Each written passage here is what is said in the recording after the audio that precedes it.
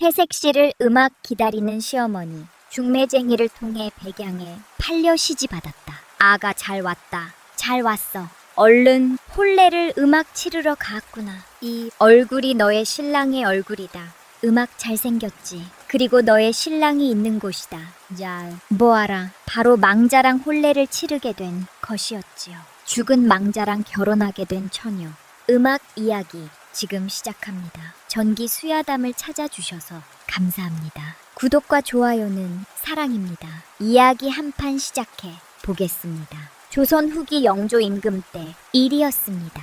경상도 안동 근처 어느 고을에 분이라는 처녀가 살고 있었습니다. 나이는 19, 어머니를 일찍 여의고 병든 아버지를 홀로 모시며 살아가는 처지였습니다. 집이라고는 기둥이 삐딱하게 기운 초가집 한 채가 전부였고 끼니를 입기도 어려운 형편이었지요. 그날도 분이는 쌀을 긁고 있었습니다. 쌀 바닥에 손가락이 닿을 때마다 스르륵 소리가 처량하게 울려 퍼졌습니다. 겨우 한 줌 남은 쌀을 손바닥에 올려놓고 분이가 한숨을 푹 내쉬며 중얼거렸습니다. 아버지 약값은 어찌하나 안방에서 콜록콜록 기침소리가 들려왔습니다. 아버지의 기침이었습니다. 가슴이 찢어지는 것 같았으나 약을 지을 돈이 없었습니다. 어제 약방 주인이 외상은 더 안 된다며 면박을 주던 것이 떠올라 눈시울이 붉어졌습니다. 그때였습니다. 분이 이년아 집에 있느냐. 마당 밖에서 렁저렁한 목소리가 들려왔습니다. 동네 중매쟁이 박씨 안악이었습니다. 분이가 부랴부랴 마당으로 나가니 박씨 안악이 눈을 반짝이면서 있었습니다. 이년아 혼처가 생겼다. 박씨 아나이 대뜸 말하자 분이가 어리둥절한 표정을 지었습니다. 혼철라니 끼니도 못 있는 집단한테 누가 혼인을 하자고 한단 말입니까? 분이가 그게 무슨 소리냐고 되려하자 박씨 아니 손사래를 치며 끊었습니다. 듣고 나서 놀라지 말라며 김진 사댁이라고 하였습니다. 분이의 눈이 휘둥그레졌습니다. 김진사댁이라 하면이 고을에서 손꼽히는 부잣집이었습니다. 3년 전에 김진사가 병으로 세상을 떠났으나 논밭이 100마지기가 넘고 하인도 수십 명이나 되는 대갓집이었습니다. 그런 집에서 왜 자신에게 혼인을 청한단 말입니까? 분이가 고개를 저으며 농담 마시라고 하자 박씨안의 표정이 묘해졌습니다. 입을 삐죽거리더니 목소리를 낮추었습니다. 신랑이 죽었다. 부이의 얼굴이 사색이 되었습니다. 죽은 신랑이라니 그것은 영혼 결혼을 뜻하는 것이 아니겠습니까? 박씨안이 말을 이었습니다. 김진사댁 외아들 철수가 지난달 병으로 죽었는데 장가도 못 가고 죽었으니 총각 귀신이 될 판이라고 하였습니다. 시어머니 되실 분이 아들 가는 길이 외롭지 않도록 처녀 하나 구해달라고 사방에 수소문을 하고 있다고 하였습니다. 신랑값으로 쌀 10가마니의 돈 20양을 준다더라. 내 아버지 약값 걱정 싹 없어지겠다. 박씨 안 말하자 분이의 가슴이 철렁 내려앉았습니다. 쌀 10과에 돈 20양이라면 큰 돈이었습니다. 아버지 약값을 대고도 남을 돈이었습니다. 그러나 죽은 사람에게 시집을 가다니 그것은 산 사람의 목숨을 죽은 자에게 바치는 것이나 다름없었습니다.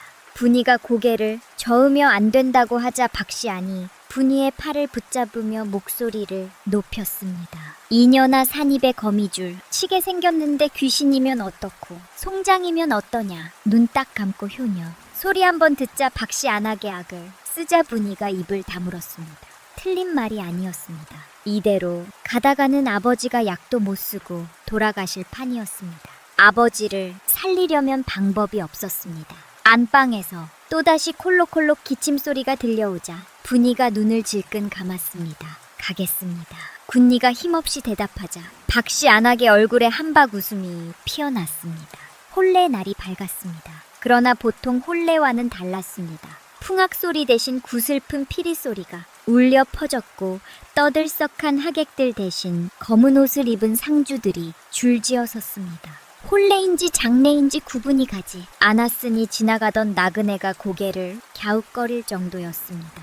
분이가 감매서 내렸습니다. 붉은 연지곤을 찍었으나 얼굴은 창백하기 그지없었습니다. 품에는 신랑 대신 붉은 천을 두은 수탉 한 마리가 안겨 있었으니 살아있는 신랑 대신 수탉이 혼례를 치르는 것이었습니다.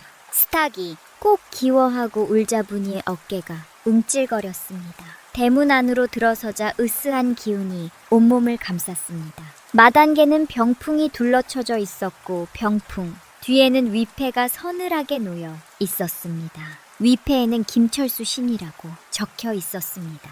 분이가 위패 앞에 무릎을 꿇었습니다. 족불이 이유 없이 팔로 떨렸습니다. 바람도 없는데 불꽃이 일렁이니 무언가가 곁에 있는 것 같아 등골이 서늘해졌습니다. 저를 올리는데 갑자기 품 안의 수탉이 날개를 버덕이며 허공을 향해 미을 쳤습니다.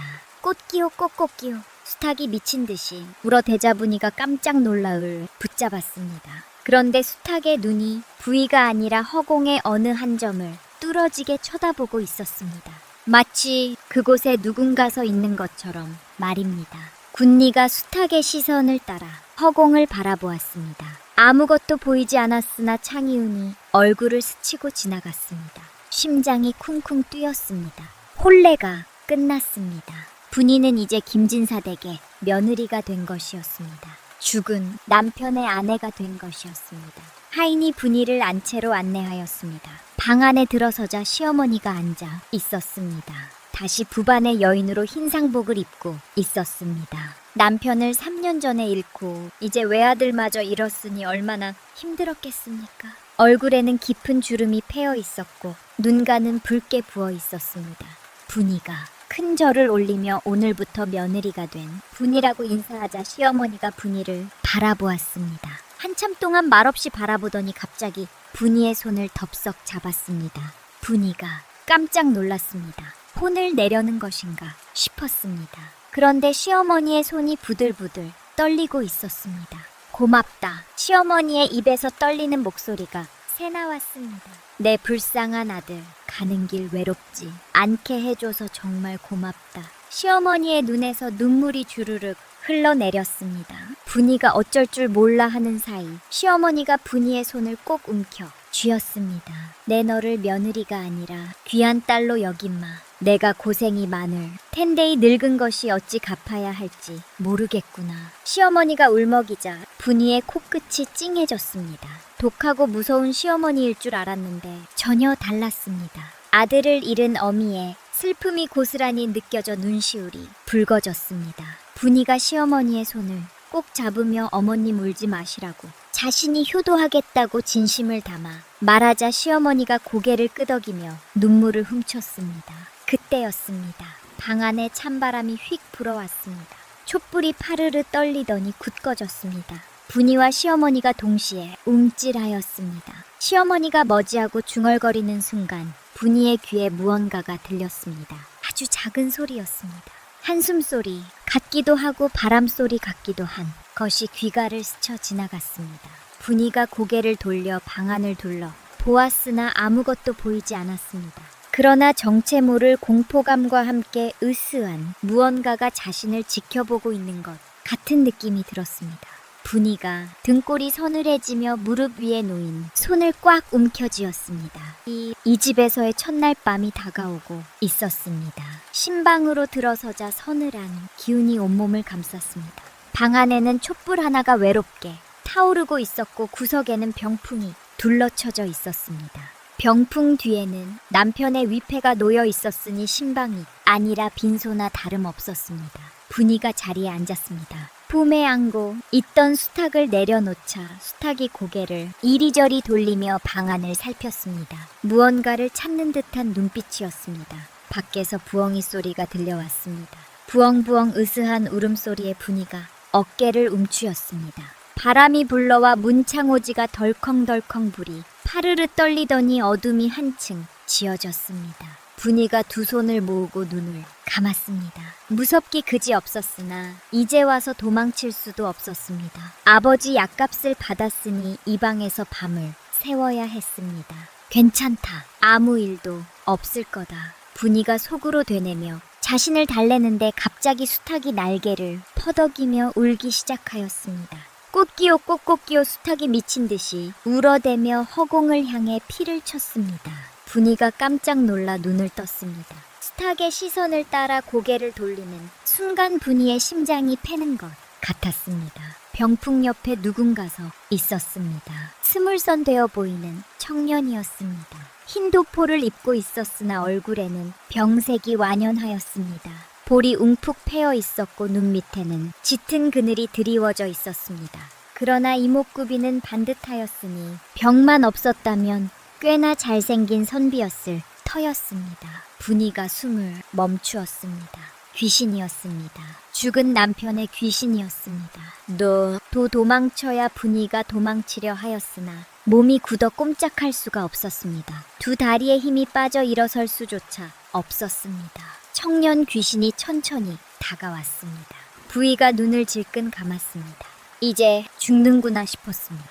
귀신에게 잡아먹히는구나 싶어 온몸이 덜덜 떨렸습니다. 그런데 예상과 달리 아무 일도 일어나지 않았습니다. 분이가 조심스레 눈을 떴습니다. 청년 귀신이 바로 앞에서 있었습니다. 가까이서 보니 얼굴에 피기가 없어 창백하기 그지없었으나 눈빛만은 맑았습니다. 그리고 그 눈빛에는 슬픔이 가득 담겨 있었습니다. 청년 귀신이 한숨을 푹 내쉬었습니다. 그리고 입을 열었습니다. 미안하오. 부이가 깜짝 놀랐습니다. 귀신이 말을 하리라고는 생각지 못하였기 때문이었습니다.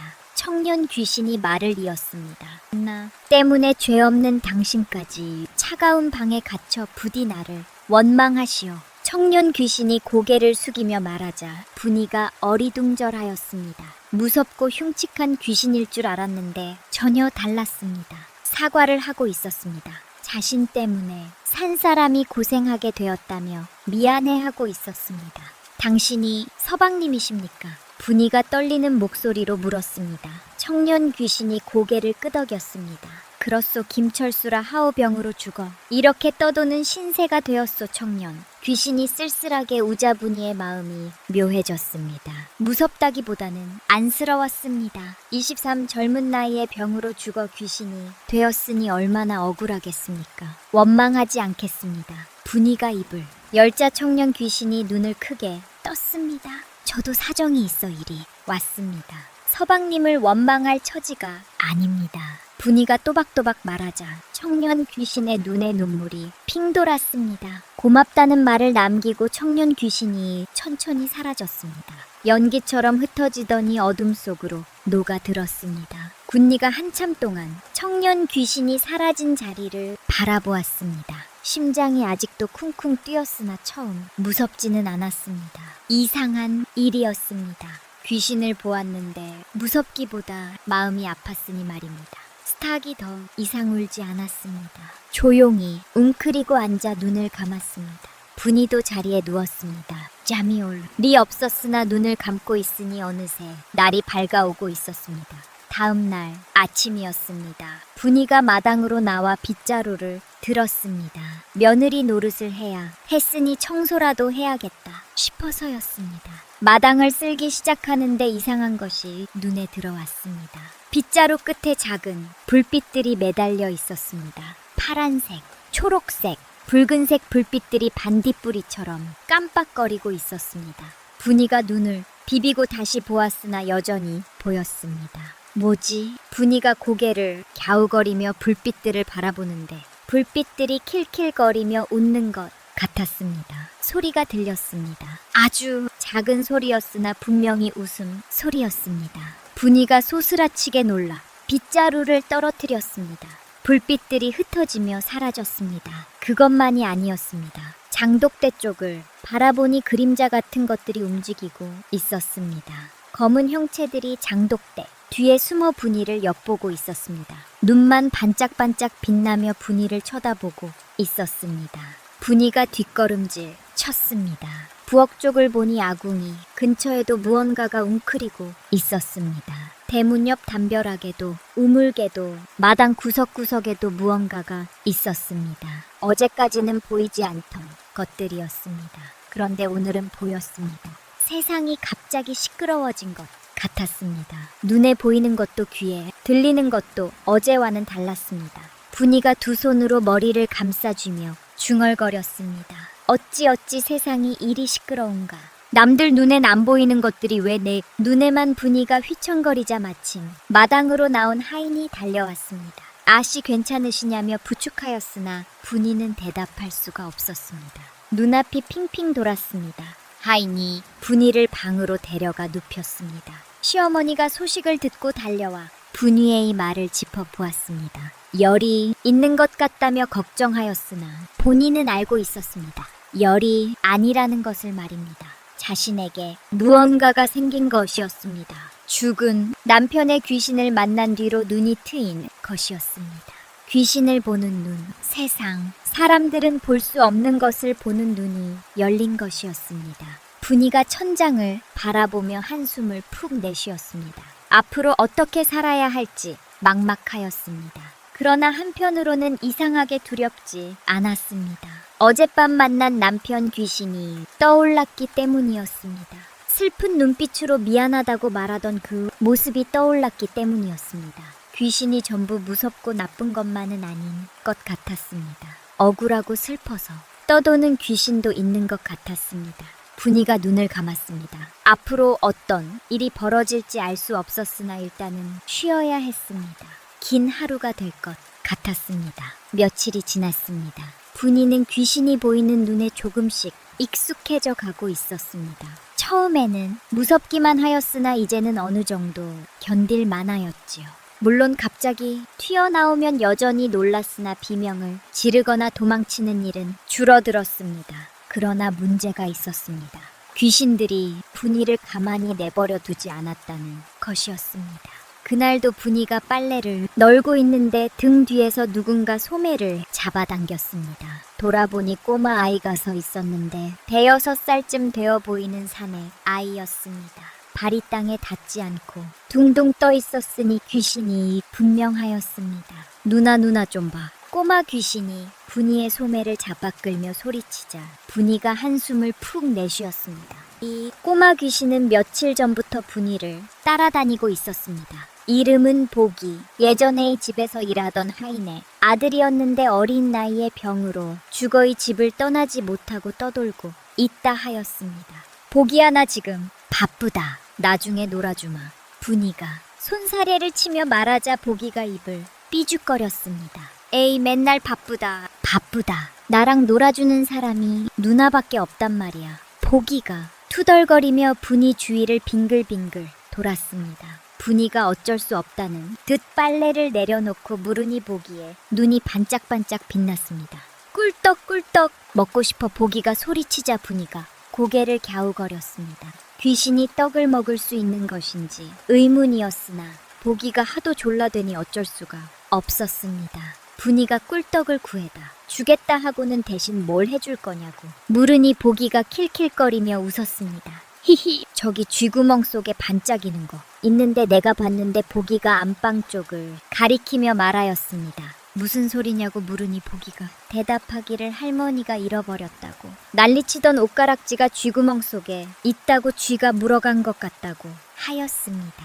분이가 안방으로 달려가 보기가 가리킨 곳을 살펴보니 벽 아래에 작은 쥐구멍이 있었습니다. 손을 넣어보니 정말로 무언가가 만져졌고 꺼내보니 옷가락지였습니다. 시어머니가 며칠 전부터 없어졌다고 집안을 뒤지고 있었으니 돌아가신 시아버지가 혼인할 때 주신 가락지라 무척 소중하게 여기던 물건이었습니다. 어머니 가락지 찾았습니다.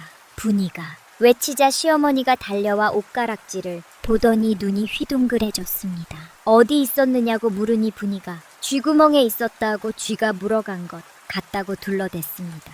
귀신이 알려주었다고 말할 수는 없었으니까요. 시어머니가 분이의 손을 꼭 잡으며 고맙다고 연신 말하자 분이가 멋쩍게 웃었습니다. 뒤에서 보기가 킬거리며 꿀떡 잊지 말라고 속삭이는 소리가 들려왔습니다. 그 뒤로도 귀신들은 분이를 찾아왔습니다. 장독대 뒤에 숨어 살던 귀신은 술을 좋아하는 영감 귀신이었습니다. 생전에 이 집 머음이었는데 술에 취해 장독대에서 넘어져 죽었다 하였지요. 아이고 세며느님 술 한 잔만 떠다 주시오. 영감 귀신이 분이 앞에 나타나 애원하자 분이가 난처한 표정을 지었습니다. 귀신에게 술을 줘도 되는 것인지 알 수 없었기 때문이었습니다. 분이가 술을 드리면 뭘 해주실 거냐고 물으니 영감 귀신이 씩 웃었습니다. 이 집에 우환이 있으면 미리 알려드리지요. 내가 오래 떠돌다 보니 이것저것 아는 게 많소하다. 영감 귀신이 대답하자 분이가 생각에 잠겼습니다. 나쁜 거래는 아닌 것 같았습니다. 분이가 부엌에서 막걸리를 한 사발 떠다가 장독대 앞에 놓아두고 밤새 그 자리에 두었다가 아침에 보니 사발이 비어 있었습니다. 영감 귀신이 마신 것인지 증발한 것인지 알 수 없었으나 어쨌든 영감 귀신은 기분이 좋아 보였습니다. 며칠 뒤 영감 귀신의 말이 사실임이 증명되었습니다.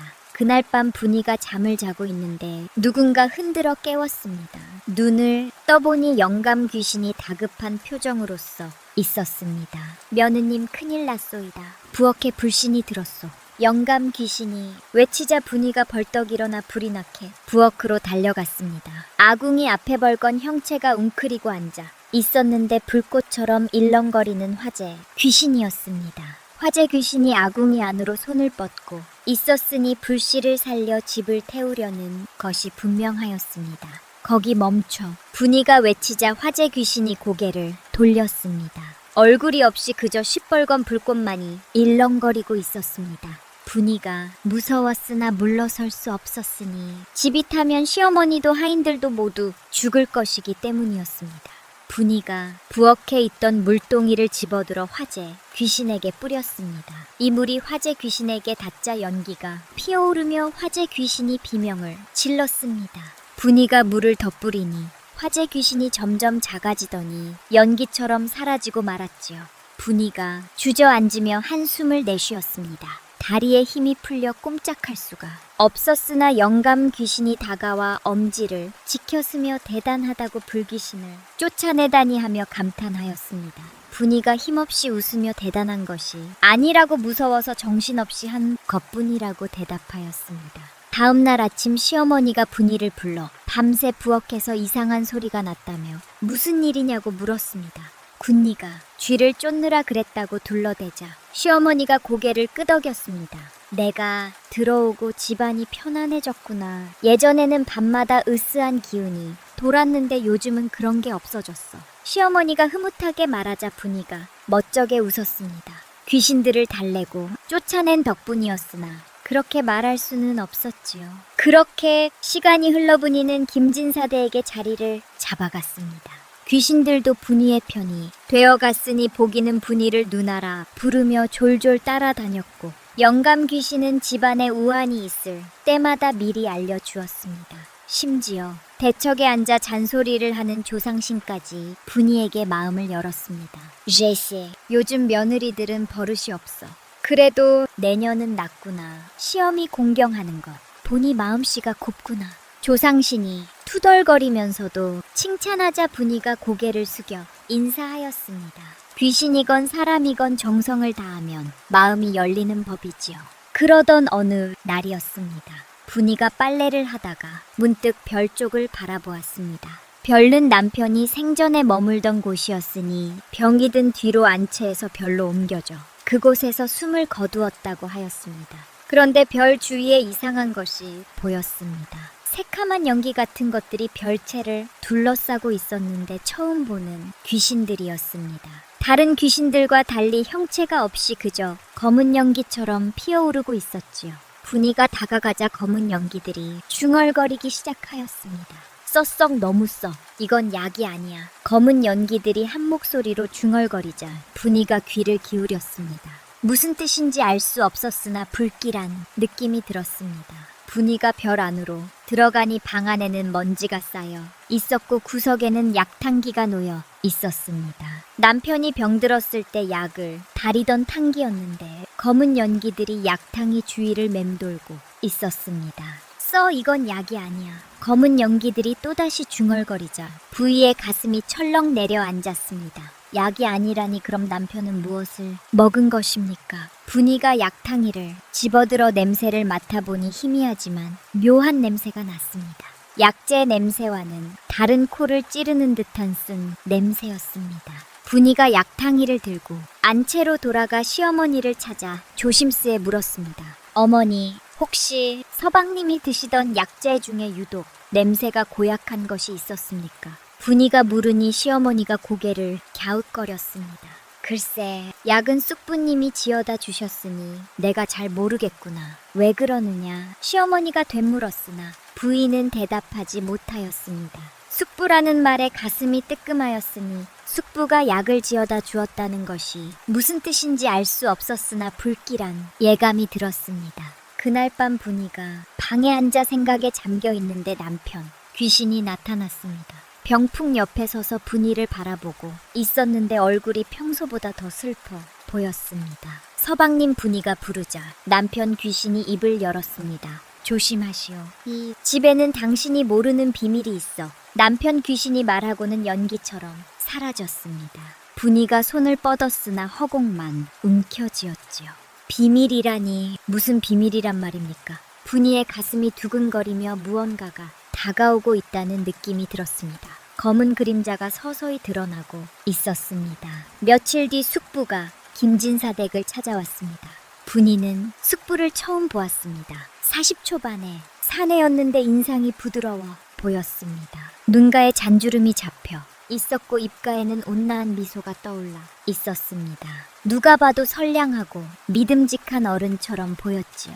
형수님, 그간 안녕하셨습니까? 숙부가 시어머니에게 공손히 인사하자 시어머니가 반갑게 맞이하였습니다. 숙부가 시어머니의 손을 잡으며 걱정스러운 표정을 지었습니다. 형수님, 제가 다 알아서 할 테니 쉬십시오. 조카가 떠난 뒤로 얼마나 힘드셨습니까? 앞으로는 제가 이 집안을 돌보겠습니다. 숙부가 다정하게 말하자 시어머니의 눈에 눈물이 글썽거렸습니다. 고맙다며 숙부의 손을 꼭 잡았습니다. 분이가 멀찍이서 그 광경을 바라보고 있었습니다. 그때였습니다.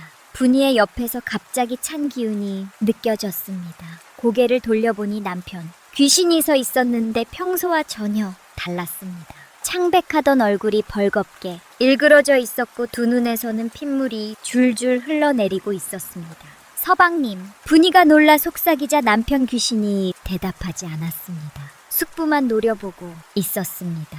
이빨을 악물고 주먹을 부르르 떨며 숙부를 쏘아보고 있었습니다. 그리고 갑자기 남편 귀신이 숙부에게 달려들었습니다. 이원수야, 남편 귀신이 절규하며 숙부에게 두 팔을 뻗었습니다. 그러나 귀신의 손이 숙부의 몸을 그대로 통과하고 말았습니다. 잡히지 않았습니다.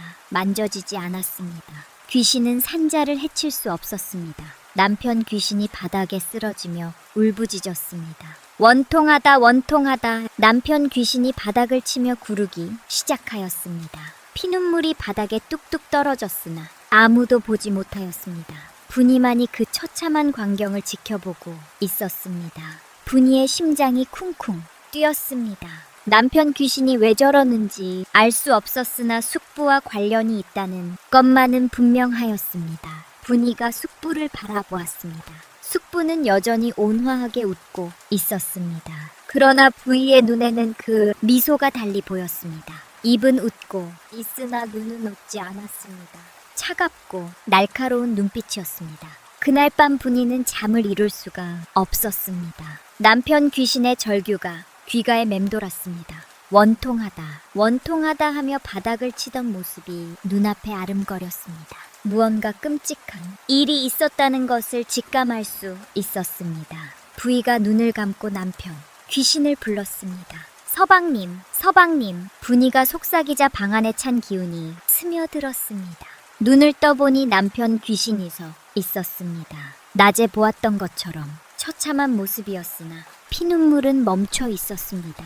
다만 눈빛에 깊은 슬픔이 서려 있었지요. 서방님, 대체 무슨 일이 있었던 겁니까? 왜 숙부님을 보고 저희 울부짖으셨습니까? 분이가 떨리는 목소리로 물었습니다. 남편 귀신이 한참 동안 말이 없었습니다.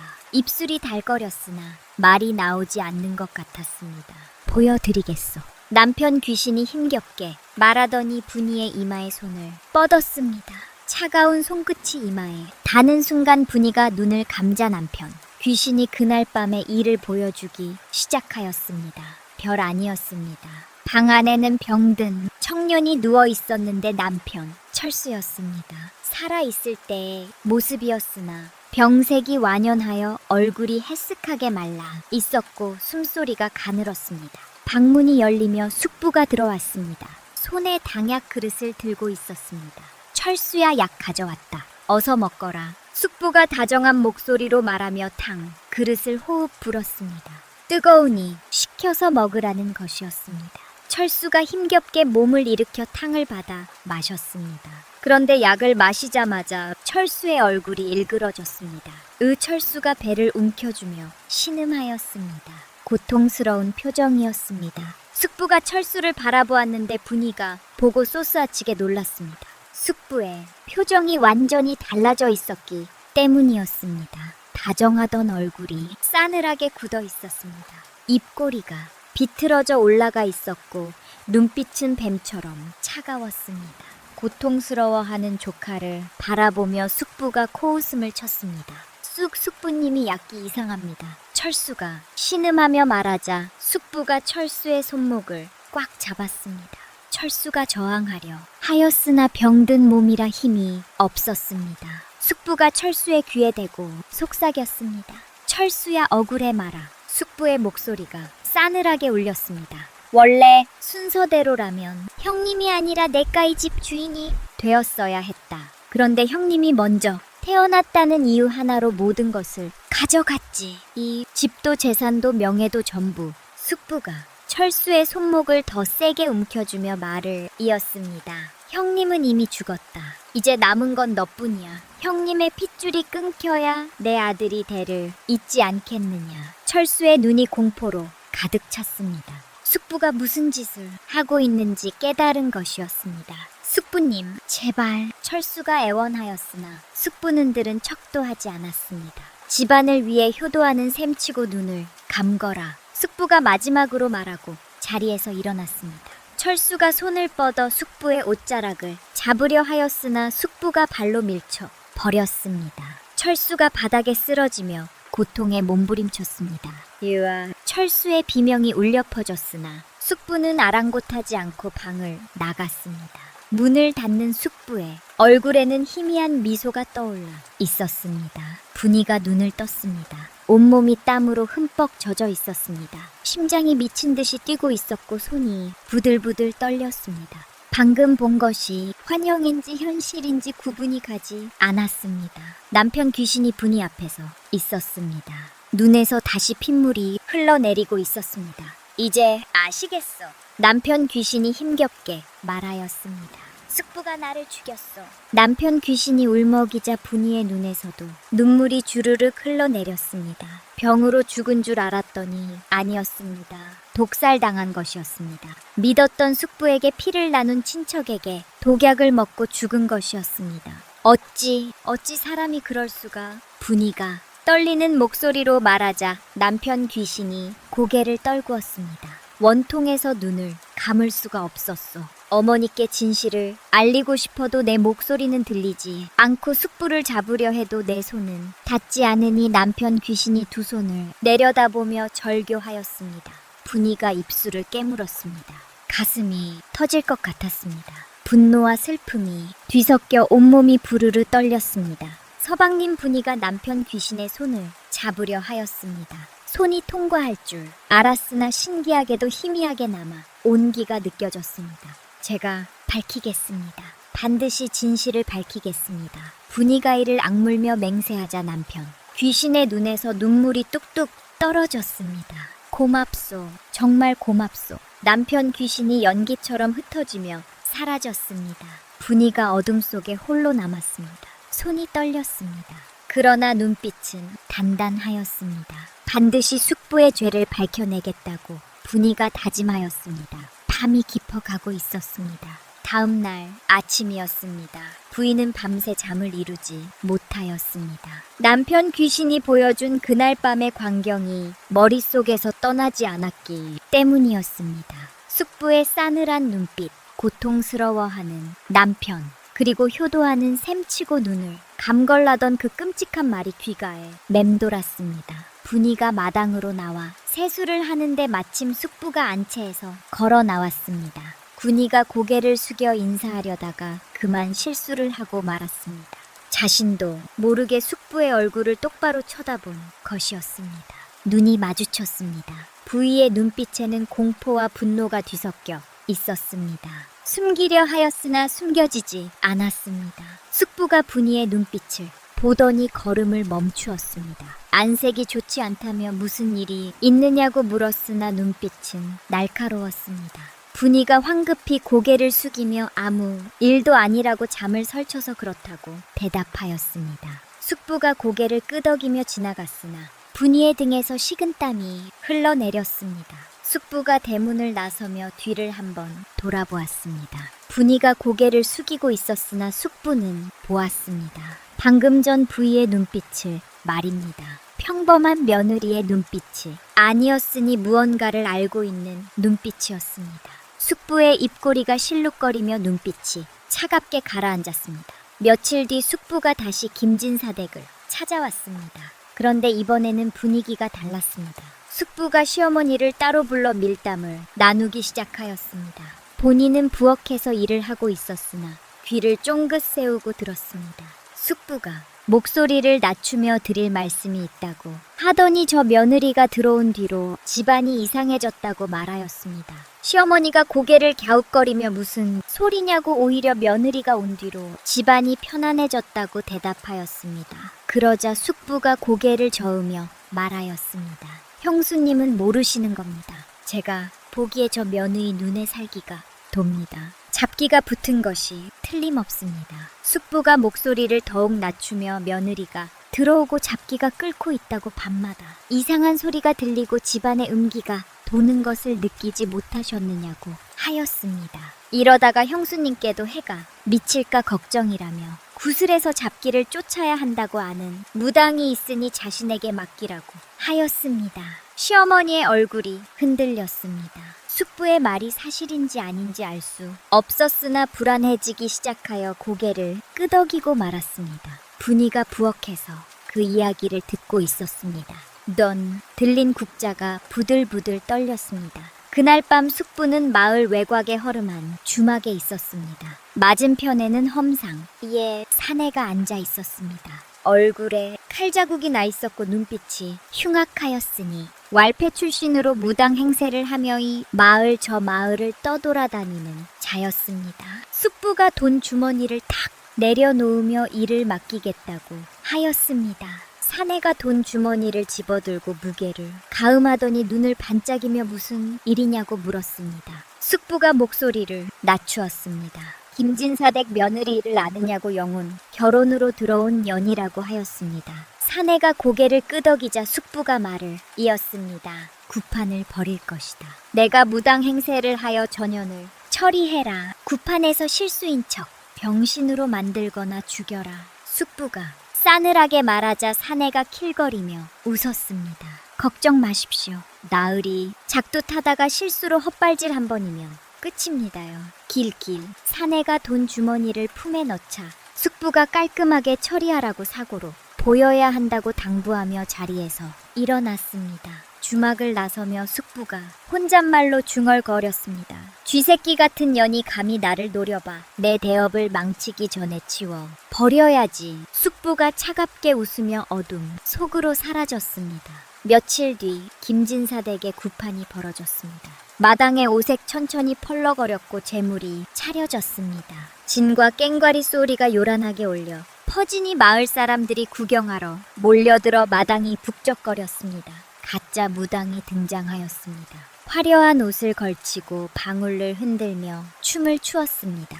그러나 분이의 눈에는 보였습니다. 무당의 뒤에 아무런 신기도 없다는 것이 그저 허풍을 떠는 사기꾼에 불과하다는 것이 말입니다. 보기가 분이 옆에서 저 아저씨 이상하다고 귀신이 하나도 없다고 속삭이자 분이가 고개를 끄덕였습니다. 가짜라는 것을 알고 있었으나 왜 이런 가짜를 불렀는지 알 수 없었습니다. 영감, 귀신이 다급하게 다가왔습니다. 며느님 조심하시오. 저 자가 며느님을 해치려 한다는 소문이 있소이다. 영감 귀신이 경고하자 분이의 얼굴이 굳어졌습니다. 그제야 모든 것이 이해되었습니다. 숙부가 구슬빙제 자신을 죽이려는 것이었습니다.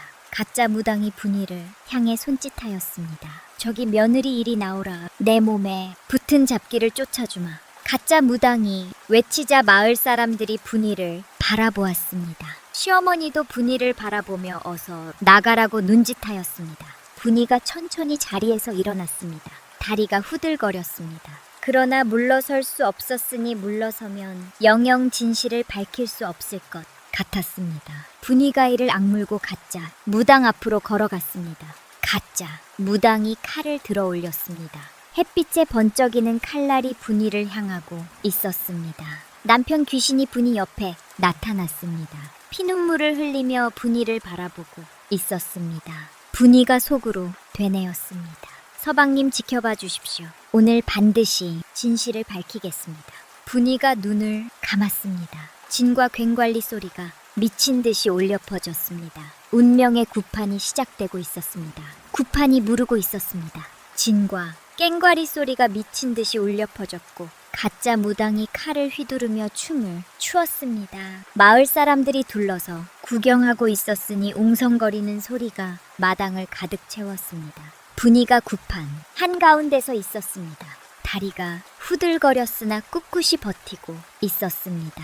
가짜 무당이 분이 주위를 빙빙 돌며 주문을 외웠습니다.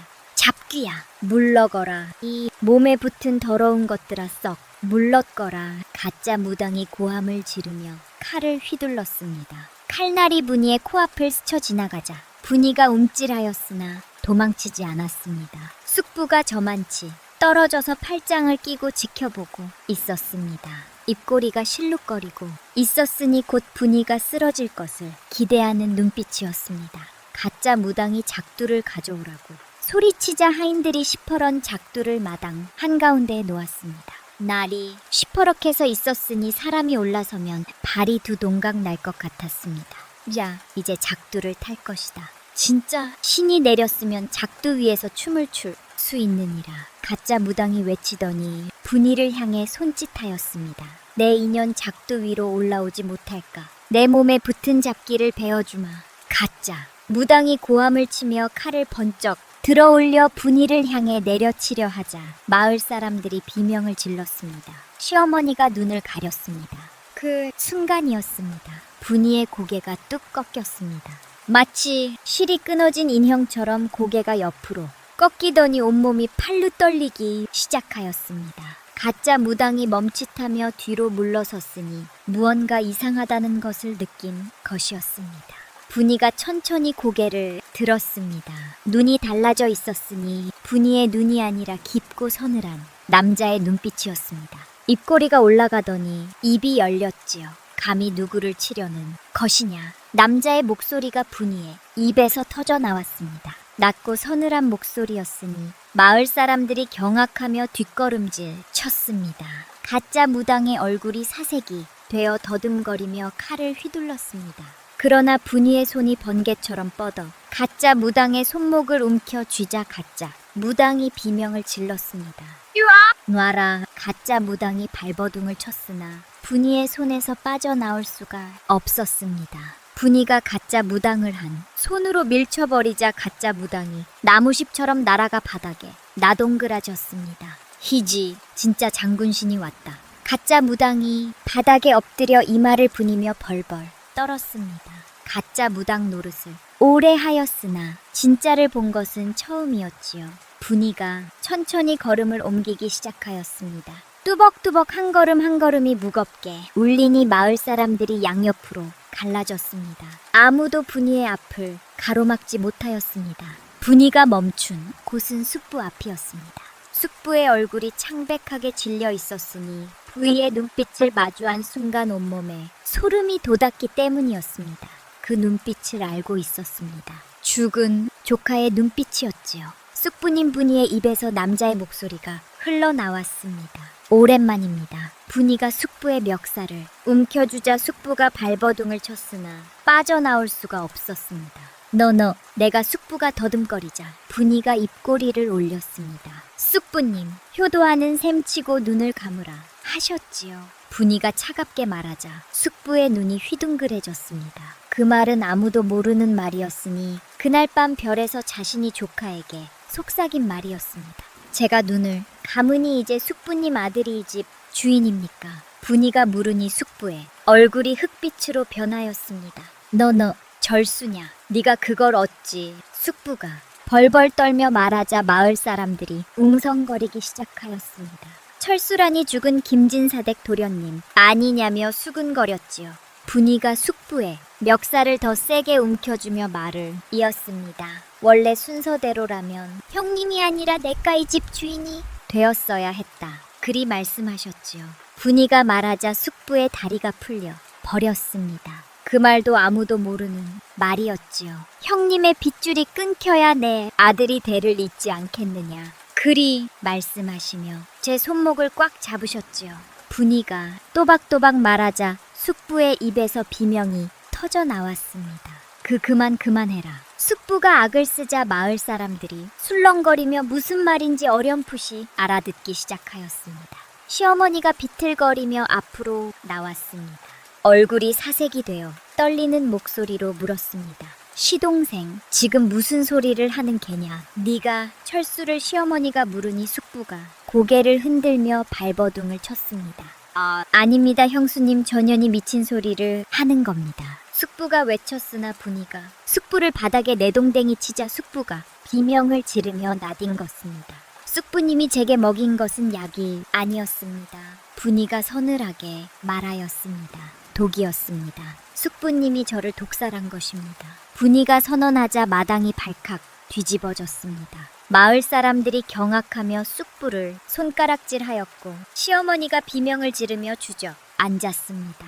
내 이놈, 내가 내 아들을 죽였단 말이냐. 시어머니가 울부짖자 숙부가 바닥에서 기억하며 빌었습니다. 형수님, 저연의 말을 믿지 마십시오. 귀신에 홀린 년이 헛소리를 하는 겁니다. 숙부가 악을 썼으나 아무도 귀담아 듣지 않았습니다. 분이가 숙부의 앞에 우뚝 서서 나지 불렀습니다. 숙부님, 숙부가 고개를 들어 분이를 올려다 보았습니다. 분이의 눈에서 핏물이 주르륵 흘러내리고 있었습니다. 지옥에서 기다리겠습니다. 분이가 마지막으로 말하더니 그 자리에서 쓰러졌습니다. 비니가 풀린 것이었습니다. 시어머니가 비명을 지르며 분이에게 달려갔습니다. 마을 사람들이 웅성거리며 숙부를 애워싸자 숙부가 도망치려 하였으나 사람들이 잡아 세웠습니다. 포도청에 끌고 가야 해. 사람을 죽인 놈이야. 마을 사람들이 외치자 숙부가 미친 듯이 발버둥을 치며 울부짖었습니다. 내가 이 집 주인이야.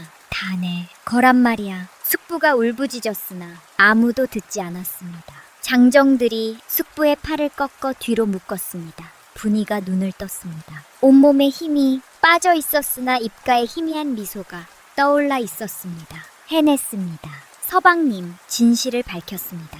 분이가 속으로 되자 저만치서 남편 귀신이서 있는 것이 보였습니다. 피눈물이 아니라 맑은 눈물을 흘리며 입 모양을 움직였습니다. 고맙소. 남편 귀신이 말없이 입을 움직이자 분이의 눈에서도 눈물이 흘러내렸습니다. 진과 괭리, 소리가 멈추었습니다. 구판이 끝난 것이었습니다. 며칠 뒤 포졸들이 김진사대에게 들이닥쳤습니다. 숙부는 이미 마을 사람들에게 붙잡혀 광에 갇혀 있었습니다. 구판에서 벌어진 일이 온 고을에 퍼져나갔으니 관에서도 가만히 있을 수 없었지요. 포졸들이 광문을 열자 숙부가 미친 사람처럼 날뛰었습니다. 너 알아. 내가 누군지 알아. 내가 이 집 주인이란 말이야. 숙부가 악을 쓰며 발버둥을 쳤으나 포졸들이 숙부의 팔을 비틀어 뒤로 묶었습니다. 숙부가 끌려 나오며 시어머니를 향해 고함을 질렀으나 시어머니는 고개를 돌려 버렸습니다. 아들을 죽인 원수의 얼굴을 더 이상 보고 싶지 않았기 때문이었습니다. 숙부가 끌려가며 마지막까지 발악하였습니다.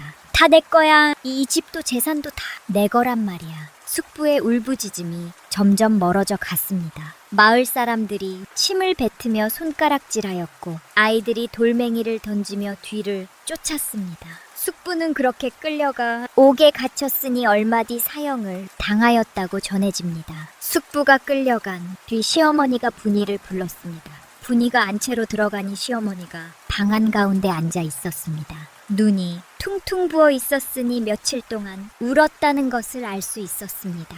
분이가 시어머니 앞에 무릎을 꿇자 시어머니가 분이의 손을 덥석 잡으며 떨리는 목소리로 말하였습니다. 내가 미안하다. 시어머니가 울먹이며 시동생 놈의 말만 듣고 너를 의심하였다고. 구판에서 너를 죽이려 한 것도 모르고 얼마나 어리석었는지 모르겠다고 하였습니다.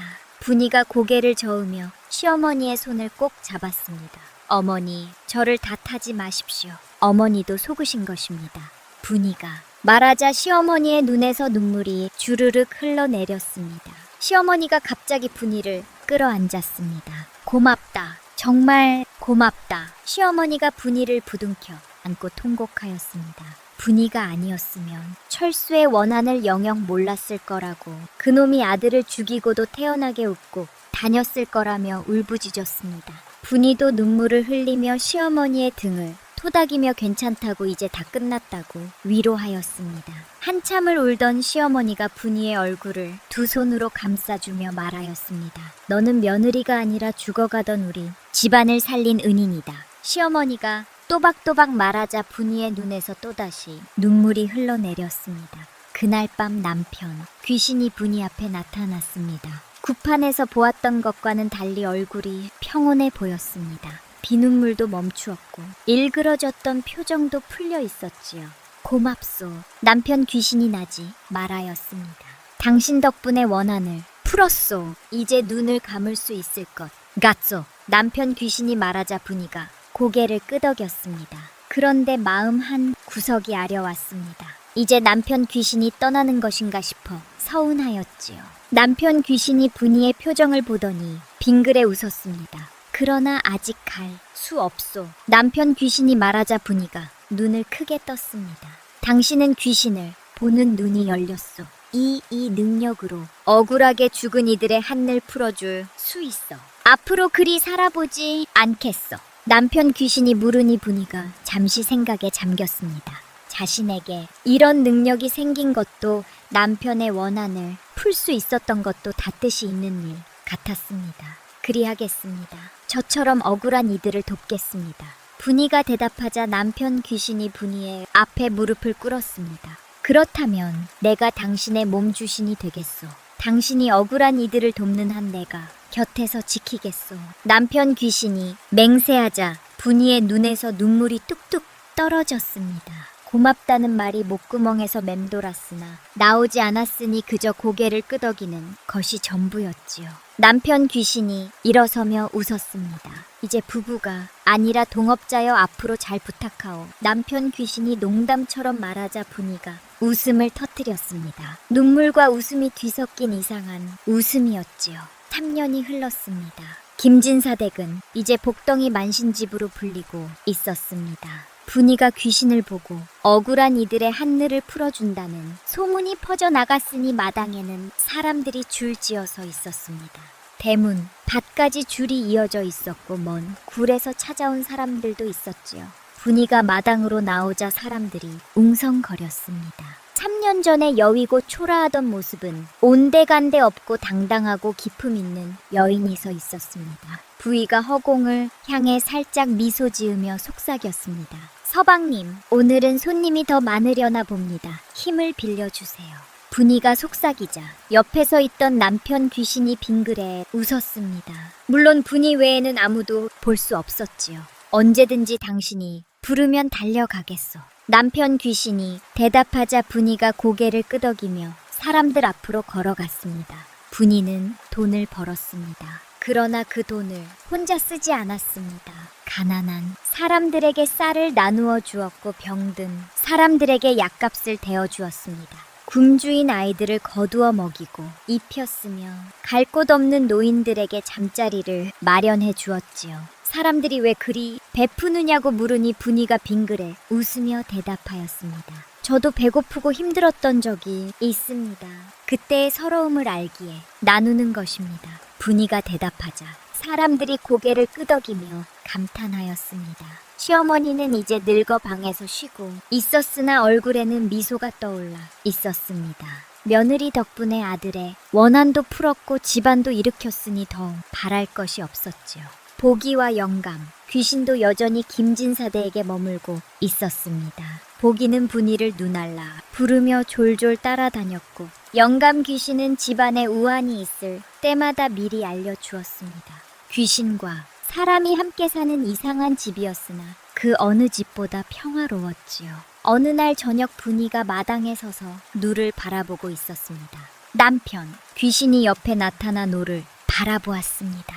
붉은 노을이 하늘을 물들이고 있었으니 참으로 아름다운 광경이었습니다. 잘 살고 있어. 남편 귀신이 물으니 분이가 빙그레 웃었습니다. 덕분에요. 분이가 대답하자 남편 귀신도 웃었습니다. 말없이 나란히 서서 노를 바라보았습니다. 귀신과 사람이었으나 그 순간만큼은 진짜 부부 같았지요. 사람들은이 이야기를 전하며 고개를 끄덕였답니다. 귀신에게 시집 간다 하여 모두가 불쌍히 여겼건만 오히려 그 덕에 큰 복을 받았으니 세상 일은 끝까지가 봐야 아는 법이랍니다. 불행이라 여겼던 것이 복이 되기도 하고 끝이라 생각했던 곳에서 새로운 시작이 열리기도 하는 것이지요. 그러니 지금 힘들고 고된 일을 겪고 있다 하여 너무 슬퍼하지 마시기를 바랍니다. 오늘의 눈물이 내일의 웃음이 될 수도 있고 오늘의 시련이 내일의 복이 될 수도 있으니까요. 사람 일은 모르는 것이랍니다. 끝까지가 봐야 하는 것이랍니다.